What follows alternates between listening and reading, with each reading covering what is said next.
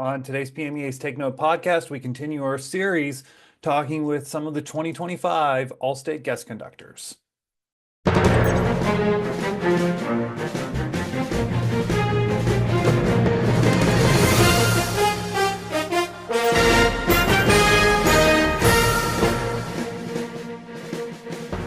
Well, hello, everybody. I'm Mark Despotakis, and welcome to this edition of PMEA's Take Note podcast. As I said, we're continuing our series where we are talking to some of the 2025 All-State guest conductors, and we are doing that again today with two of them. And we are starting out with Michael Hall, who is the All-State Orchestra Conductor. Michael, thanks for joining us. Thank you, Mark. Thanks for having me. And you're joining us from California, correct? Actually, I'm in British Columbia, Canada. Oh, wow. Okay. Yes. One of my orchestras I work with is in Prince George. So I spend some of my time up in the Great White North. Fascinating. All right. So I don't know that we've ever had somebody on the podcast from Canada, so I can check something new off the list. All right.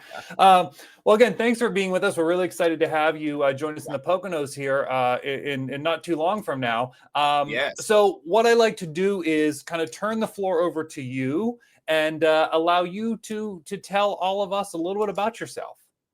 Well, first of all, I'm just so pleased to be selected for this concert and the chance to work with the kids. I'm really looking forward to it. I have two orchestras that I work with presently. One of them, as I mentioned, is in Prince George, British Columbia, Canada. I've been here for about 7 years now as their music director. And I also have an orchestra in Pennsylvania, actually it's the Kennett Symphony in Kennett Square, Pennsylvania, not too far from the Poconos. And I've been working with that group for about 10 years. So I'm lucky enough to have two orchestras that I work with, and I spend my year kind of going back and forth, doing concerts with each group and doing all the music director things that you do, getting to know the community and programming and all the things like that. So I'm just so happy to be able to make my life in music. It's something that I'm sure some of the youngsters and the young kids that'll be performing will have an idea of. Maybe some of them want to be a musician as a career, which is wonderful.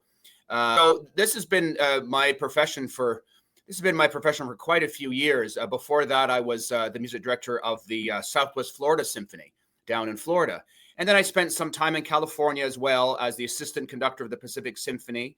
And then I was assistant conductor also of the Winnipeg Symphony. I'm Toronto born, so I'm a Canadian citizen. So that's why I do some work up in Canada. But, it's been a wonderful career. And I've just, I've sort of moved up the ranks, as it were, started in college, of course, in Toronto, and then went to Michigan for my master's and went to London for my diploma there at the Royal Academy. And then since then, I've been either an assistant conductor working with different orchestras or a music director working with different orchestras. So, it's just been, it's been a great career so far, certainly. It's very competitive. It's one of these things where you just, as I say to any young musician trying to make their way in their profession, you just have to work very hard and believe in what you do and believe you have something to say. And that's, one of the keys to just continue on in this profession. So, I'm so pleased to be working as a conductor and, really looking forward to working with these students. It's going to be fantastic. Well, it's a fascinating career you've had for sure, and I'm sure the students will be interested to hear more about that when you're in the Poconos. So let's talk a little bit about the ensemble, the orchestra. Yeah. So what are some of the highlights of the musical program you've selected for the 2025 PMEA All-State Orchestra? Well, I tell you, it wasn't easy to pick. I've been working with Mary Lynn Peters on this. And, when you select repertoire for the All-State Orchestra, and this is the first time I've ever worked in the All-State with the All-State Orchestra, is that you have to pick pieces that they haven't done before. So I get a big list of all the pieces they've done over the last, many years. So the first challenge was trying to pick a piece that I felt great about, that I thought the kids would really enjoy to play, that wasn't on the list. So I am very, very happy that the major piece on the program is a piece by Mahler, and it's called Totenfire. and it means death rites. Now, it sounds a little morbid, but the piece is an early incarnation of the first movement of his Second Symphony. So it's almost the same music, same everything as the first movement of his Second Symphony, but Mahler wrote this a few years before as a standalone tone poem. And when I knew about this fact, but once I started to do some research and I realized that this piece would fit our program, it would be great for the students. It hasn't been done before ever, I don't think, certainly in the last few years. I thought this is perfect because one of my formative pieces when I was a teenager and I started listening. I mean, I was a pianist as a young boy. I took piano lessons and then I went to school of music. And one of my favorite pieces was the Mahler Second Symphony.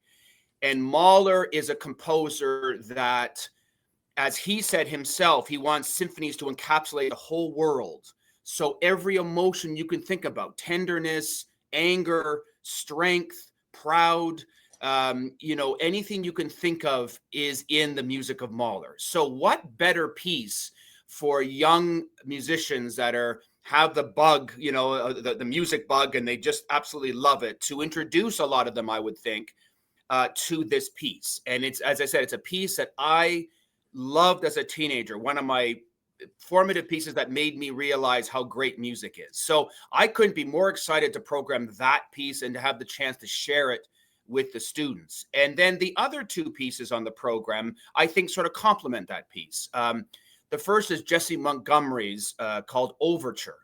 And Jessie Montgomery is a contemporary African-American composer working in Philadelphia and other places. And she's really come on strong as a composer to be reckoned with. And Overture is a short piece, as the name suggests, Overture, and it starts with a lot of tension. The strings, big, and we have such a wonderful big string section, so it really works for this piece. The strings play in like a wall of sound. It starts with somewhat dissonant, but with a lot of tension. And the piece explores different rhythms, different sounds, but really for me, the overall feeling is something quite, like I said, a lot of tension, but a lot of insistence in the piece. There's something very grand about it. And so I think it fits that side of Mahler very well. And the other piece is another contemporary piece by Peter Boyer, and it's called Rolling River. And it's a variations on Shenandoah, the folk song. So this is a very different piece, much more easygoing. It flows like the river it describes. The winds and the strings do these very undulating musical motions. So it's really a pastoral piece. And that's another side of Mahler where, you have, again, the tension and you have the drama, but also you have moments of serene relaxation and beauty, just absolute beauty. So the two contemporary pieces, I think, are wonderful in their own right. I've known Peter for years, since my days out in California. He's a California-based composer. And I've done Rolling River with the Kennett Symphony a few years back. So I thought, what a perfect piece. It's accessible and it's beautiful. And I think the three pieces together certainly tell a story. And I think they'll be very enjoyable for the students to perform. Yeah, for sure. We're definitely looking forward to all of that. So you've talked a little bit about the pieces. Now let's talk about the students. So what are you hoping the students will get out of this experience being in the 2025 orchestra?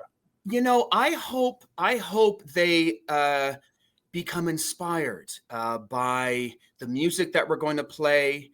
And because an ensemble like this, I mean, you're the top of the crop in Pennsylvania. These students already have been very dedicated to their instrument and to music and to play at the level that they do. But then when you get together in the Poconos and a weekend of fun, and I'm sure, if they don't know each other, they get to know each other. There's a lot of social opportunities. So I think the whole experience is something very joyful, and I hope with working with them and on these pieces to sort of inspire them to remember and realize and remind themselves how wonderful it is to play classical music. And I think the role of a conductor, whatever orchestra you work with, is to try to bring that joy to them. And you do it through your musicianship and the way you work with an ensemble, the way you improve the ensemble as the days go by. So by the time you get to the concert, you have something very special, and you have something that myself and the musicians can't wait to share with an audience. That's the other excitement about preparing a concert, is that everybody is excited about what they're doing, what they're accomplishing, what the sound is like. And then we marshal all those forces and all that musicianship, and we present it to a public. And there's nothing like it. The thrill of playing high level music in a performance setting. I mean, sure, we get nervous, we all do, but you're so excited to be able to, recreate these great works of art. That's really what you're doing. I mean, they don't live on their own. They're sitting on the score, they're on the page, and it's your job to bring them to life. And every time you bring it to life, it's something a little different. So that's what's the joy about live music too, is that you never know how it's going to feel. And you never know until you're in the moment how it's going to go. And so, of course, you prepare them very well. You try to prepare them so everybody feels comfortable with what they're doing and what their role is in the piece and what their role is in the orchestra. But then you have to instill this sort of sense of wonder and almost improvisation when you get to the actual performance. And that really does come with well-prepared orchestra, where they feel free enough and they feel confident enough that they can, make music in a kind, as I said, in a kind of improvisational way, in a kind of way that's fresh. So I'm hoping to bring this really joy and appreciation, and hopefully give them some fuel to continue their journeys, whatever it might be, whether it's in music or not. It's just a great experience that they are lucky and fortunate and have worked hard to get. And I just want to try to maximize that opportunity with them. You alluded a little bit to, this ensemble coming together of students who may not have known each other. And this is, of course, the only time this ensemble will ever exist.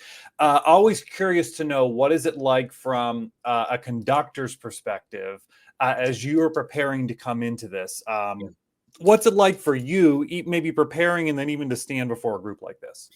Yeah, it's a thrill because I haven't done an all-state, but I have done some regional orchestras in Pennsylvania, and number one, there's so many students. I mean, you have a large string section, for example, you have a large wind section. So I look forward to the type of sound that's going to be coming from these musicians in the orchestra, this full sound. And when you think of a large orchestra like the All-State's going to be, it's not just the volume that you can achieve, although that's part of it. I mean, the drama of Mahler will come out so clearly with the amount of players that we have and the power that we're going to get. But the other thing about a large orchestra is that you can get extremely soft playing, which sounds ironic, but if everybody, let's say we're talking about a string section, if there's a certain way of playing where you're barely moving the bow and you have such little pressure on the string that your sound individually doesn't amount to anything,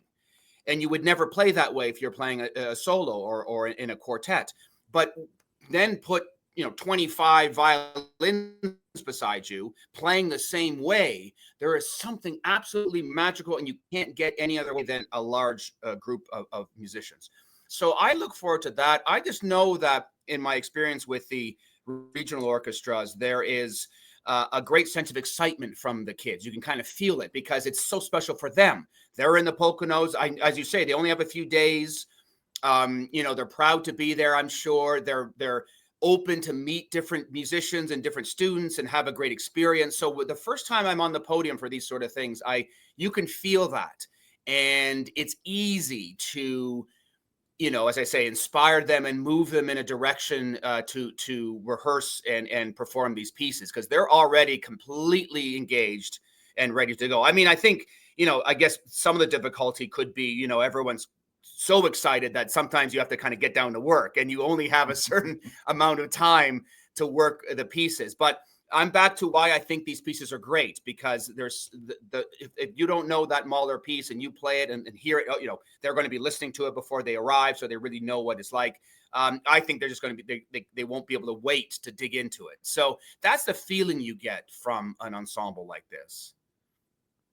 So we know there's probably a lot of students watching this to prepare for it. So what would be the one thing you would want students who will be in the orchestra to know about you before they arrive at that first rehearsal? Well, a lot of getting to know an orchestra is certainly when you're rehearsing. So, I expect, and I know even with professional orchestras, the synergy that you're trying to establish right away in a rehearsal is so important. And that's done a lot by you knowing what you want to bring out of the orchestra, they knowing their parts.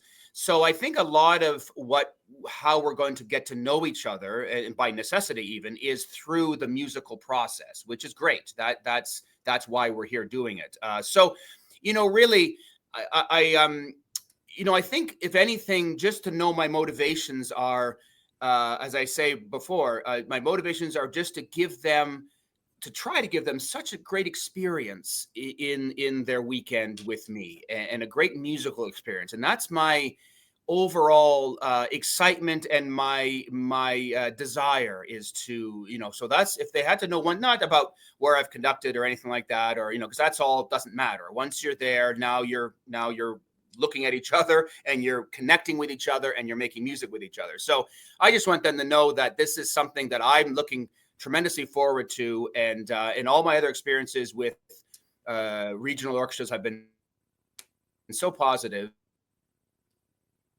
I'll tell a little story. My stepdaughter was in one of those orchestras, and her mom is a horn player, professional horn player. So my stepdaughter was sort of not sure if she loved orchestral music. She wasn't sure about it. And then I had the experience to work with her in the ensemble, and it was so exciting that she really, again, got the orchestra bug. And from that point to this day, she's in her early 20s now, that she really enjoys playing the horn. She actually works as a gemologist, but she plays her horn with different orchestras still to this day.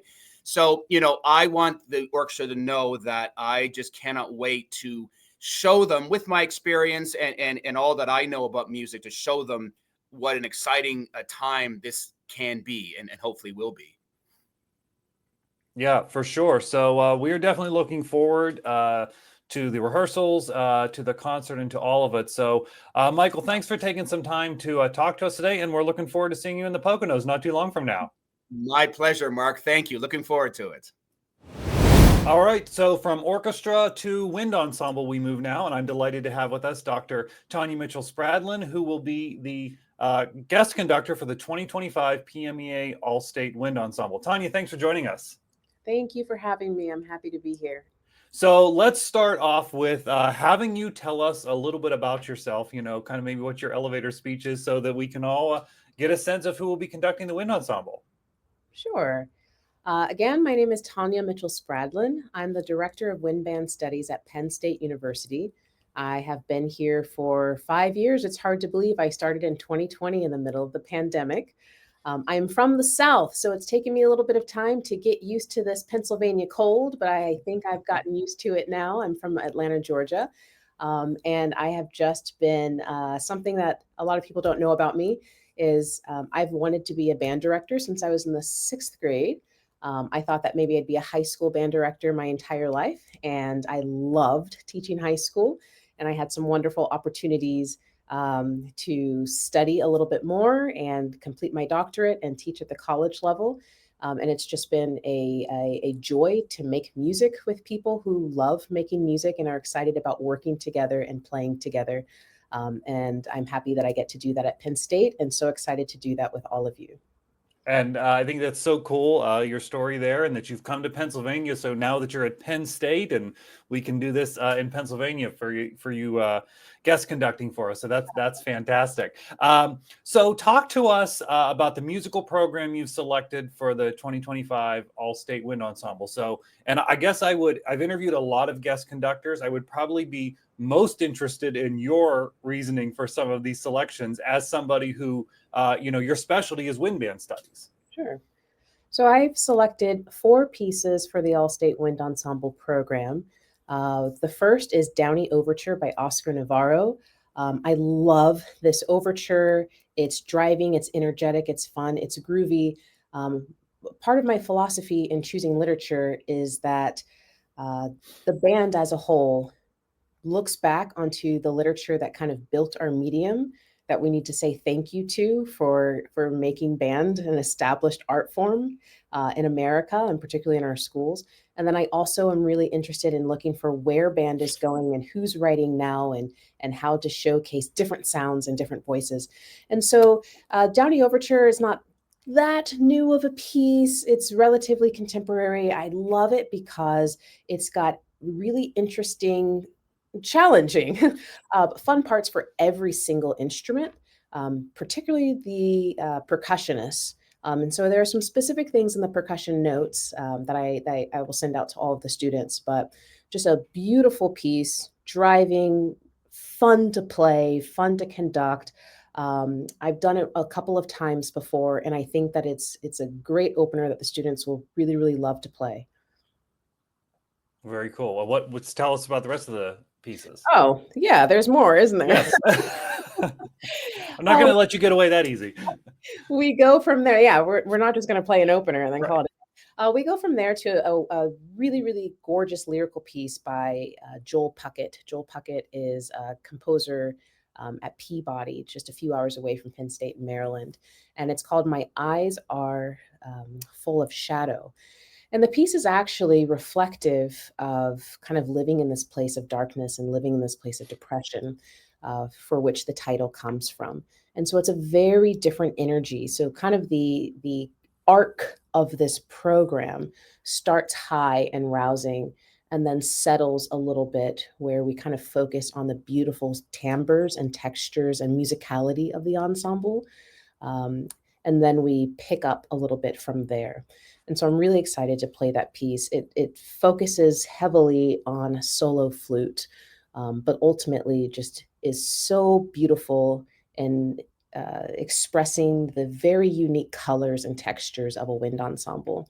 And so that's why I chose it. It works really well with a wind ensemble as opposed to a really, really large band, because the colors are so expressive and emotive, and because there's some solo moments. The next piece on the program is fairly new. In fact, the last 2 pieces on the program are relatively new, just a couple of years old, and have only been played a few times. And so the next piece on the program is the Little Mexican Suite, the third movement, the Swaharo, by Nubia Jaime Don Juan. And I learned about her last year when our wind ensemble at Penn State performed at the CBDNA, the College Band Directors National Association. We heard Dartmouth perform the piece and premiere the piece. And I was really taken away by how charming it was. It's written by a Mexican composer, and it's a Mexican dance, so very authentic. And many of the melodies, most of the melodies, are in instruments that never, ever get the primary theme in our showcase. The bassoons have a primary melodic voice. Just the bassoons. The bari saxophone has primary melodic voice. Trumpet solos all around, really, in this piece, solos galore. And the low brass get the melody quite significantly too. So it's a fun piece. If you've ever played Danzo Number 2 by Marquez, then you understand kind of the Danzone flavor and feel to this piece. So it's just beautiful, charming. And then we end with a piece I'm really excited about called Bamboo Shoots and City Streets. It's only a couple of years old. Once again, it was premiered a couple of years ago, and it was a finalist for the Ravelli Prize. The Ravelli Prize is one of the highest awards that you can win for a wind band composition. And to be a finalist, starting from 80 to 100 pieces, and to be whittled down to being in the top 8 or the top 10, is a significant accomplishment. And Benjamin Barker, the composer of Bamboo Shoots and City Streets, has been in that top tier category for this prize 2 years in a row, the first time for this piece, Bamboo Shoots and City Streets. It's going to be an explorative experience for the percussionists because they play taiko drums.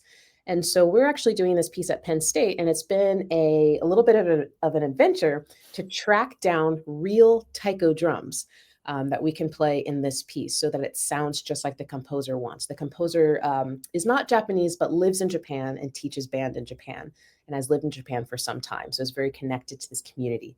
And the piece itself takes us through different landscapes in Japan, through the streets of Japan, and urban centers, rural centers, farmlands. And so we hear lots of these different percussive instruments. There's a huge kind of percussion break at the end. So I think a lot of my programming is to keep everyone interested as well and engaged in the music making process. And sometimes percussionists get left out of that. So I want to make sure that doesn't happen. The most gorgeous, soaring, lyrical, beautiful horn melody in the middle of the piece. That's all unison and requires the horns to all play up to in high A. It's just a really, really beautiful piece, very well constructed, very well written, with a lot of different energies and a lot of different characters.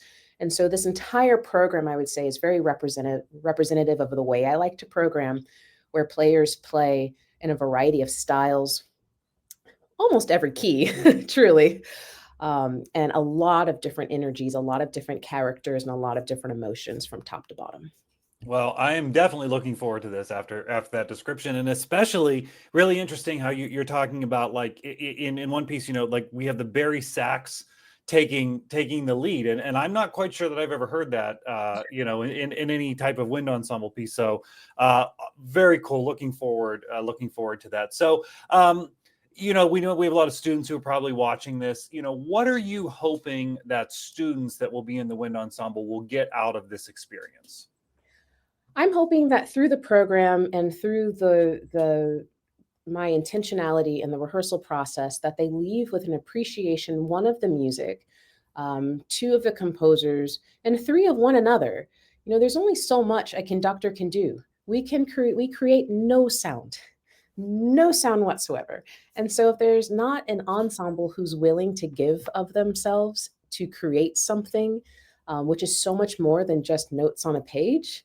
It's about inflection. It's about being proactive about what comes next. It's about truly understanding the musical line and your role within that musical line. I think when all of those things merge together, you get a very meaningful, engaging process, not just performance, but process from start to finish.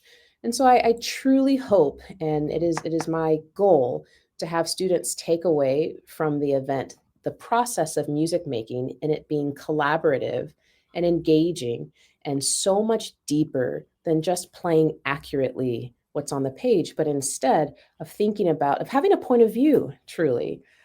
Having a point of view in the music making process. Where does this line go, and why does it go there? Does this crescendo serve to support my partner next to me, or does the crescendo serve to support my melodic line, in which case I'm the leader of this voice? So making those kind of connections in leadership and music making, while also doing it in a collaborative process where they hopefully are having fun and getting to know new people in the process. I think it's really special to have so many people from so many backgrounds all across the state come together for one singular goal and purpose.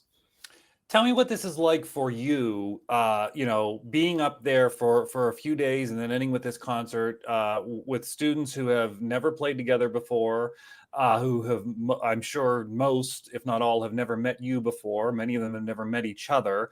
And they come together for this, set amount of hours, for this ensemble that will only exist for this set amount of hours. What is that like for you as the conductor?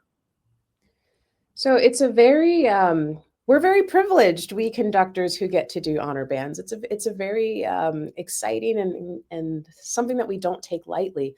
I think with any honor band that I have the opportunity to do, my first and foremost, I'm grateful for the students' production and the students' ability to, one, show up and try, and all the directors who put tons of hours and time and finances into the process. And so first and foremost, I'm grateful to be there. I'm happy to be there. And I know that there are thousands of phenomenal educators and conductors, musicians and leaders in the world, in our area. So first and foremost, I'm just grateful. And I'm happy that I get to share something that I love with people who love to do the same thing I enjoy doing. And secondly, this is particularly special for me because while I'm from Georgia and I've taught in South Carolina, I did my degrees in Indiana and Kansas and Georgia. It feels really special to get to make music at this level with the students of the state that I live in and the state that I serve. And so being a resident of Pennsylvania and then getting to work with Pennsylvania students is really special to me. It is my goal in my time at Penn State to get to know all of the directors in the state and all of the students. And that's been a slow process, and it will continue to be an ongoing process the longer I'm here at Penn State. So it's very special to me that I get to share it with Pennsylvania students. It's Pennsylvania students who want to be there and work very hard through the entire process. This particular year is a big PMEA year for me. I will have done 2 district festivals and a region and the All-State Wind Ensemble. So I've gotten to really see how the system works this year more than any other year. And so it'll be a beautiful kind of culmination at the end. Hopefully there aren't too many overlapping students that hopefully aren't tired of me if you've worked with me before. Well, actually, that's really fascinating. That piece of the puzzle, doing district, region, and state. I think maybe perhaps this summer or something, we should have you back on the podcast because I would love to delve a little more into your career, but also that perspective.